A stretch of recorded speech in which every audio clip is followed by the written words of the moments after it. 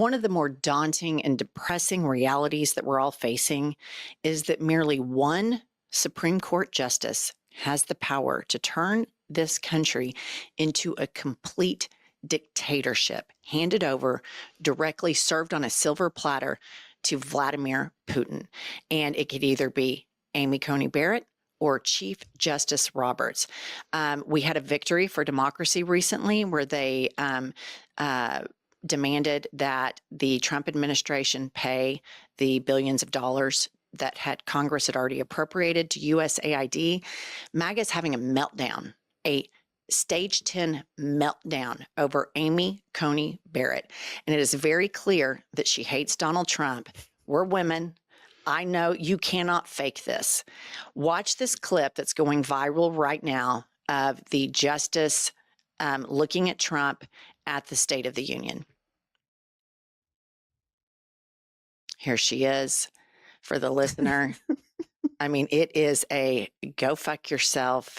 And then she can't even look at him after that. And MAGA has noticed this. MAGA is noticing that she is more independent. Now, listen, I'm no fan of the handmaid that was appointed by Donald Trump. And I'm no fan of the Supreme Court. But I'm relieved to know that there is just an ounce, just a tiny little sliver of somebody in there that wants to support democracy. Pumps. What's so interesting about MAGA, not that they're intellectually lazy and they're not smart and uneducated, but here's the deal. That you learn this in like 5th grade. They used to have a song about it on TV. The Congress makes the laws. They appropriate what funds will be distributed where. Donald Trump has taken that power from the legislative branch and brought it into the executive branch. It's illegal, plain and simple. There's case after case after case that says it. So I'm delighted how she voted in this. But the reality is she is following long established law. So there's not going to be a parade in her honor over this. But I just want to make the point that you have on the Supreme Court, 4 people are going to vote against democracy every single time. And then you have 3 people that are going to vote to protect democracy every single time. And in that 3 block are women.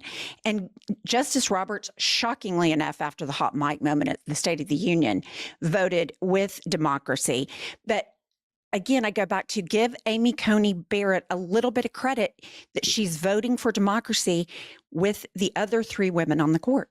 I'll give her a tinge of credit, but fuck her for overturning Roe. And Yes. I want that in the permanent record because that is where a lot of the slippery slope started. Mm-hmm. And fuck her for delaying the January 6th stuff because we would not be here had she and John Roberts shown this type of conviction. This is a Monday morning quarterbacking situation, which could have properly been handled because when the autopsy happens on how we ended up here, us not fixing and taking January 6th through the court system will be the biggest indicator of how we turned over to an autocratic state because Trump broke the law. We all saw it. We knew when people didn't show up. When the military didn't show up, we're all watching it live on TV. We knew the fix was in, that it was ordered by the sitting president of the United States at the time was Donald Trump because he was pissed off that he got his ass beat by Joe Biden and he didn't want to pack his toys up and leave the White House. So he sent a bunch of depraved animals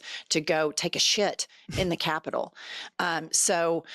You know, this is a little micro victory, but all in all, the Supreme Court is the architect of Republican policies, which is Mitch McConnell. Yep. Mitch McConnell now has a little bit of buyer's remorse.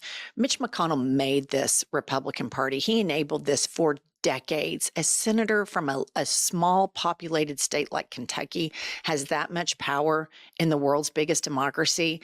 This thing is so fragile and so broken. And Amy Coney Barrett and Justice John Roberts had an opportunity to show courage and stand up for democracy and not concentrate power in the executive branch, but they chose to slow play justice, and that will follow them to their graves. And when you're a Supreme Court justice, you have a huge history. It's not like, you know, some of these right-wing Rush Limbaughs. Nobody gives a shit when you die. But if you're a Supreme Court justice, what you do and the votes you make are forever. Okay.